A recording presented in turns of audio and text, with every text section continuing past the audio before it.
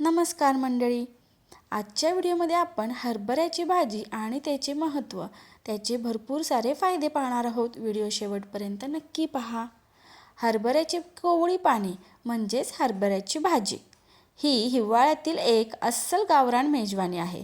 हरभरा जेव्हा शेतात डोलू लागतो तेव्हा त्याचे शेंडे खुडून ही भाजी तयार केली जाते.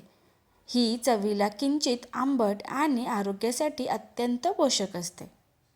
पोषक तत्वांनी परिपूर्ण असलेल्या भाजीमध्ये विटॅमिन ए, सी, विटॅमिन बी, प्रथिने, प्रोटीन्स, फायबर, लोह, आयर्न, कॅल्शियम आणि पोटॅशियम यासारख्या पोषक तत्वांचा उत्तम स्रोत आहे.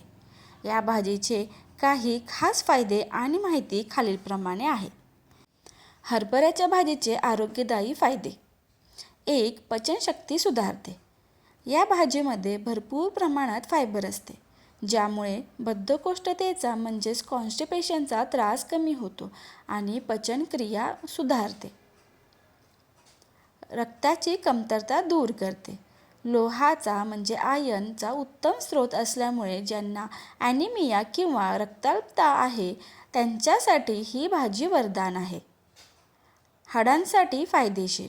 यात कॅल्शियम आणि फॉस्फरस मुबलक असते, जे हाडे मजबूत करण्यास मदत करतात. मधुमेहासाठी उपयुक्त. रक्तातील साखरेची पातळी नियंत्रण ठेवण्यासाठी हरभऱ्याची भाजी गुणकारी मानली जाते. वजन नियंत्रण करणे. कमी कॅलरी आणि जास्त फायबर असल्यामुळे वजन कमी करू इच्छिणाऱ्यांसाठी हा एक चांगला पर्याय आहे.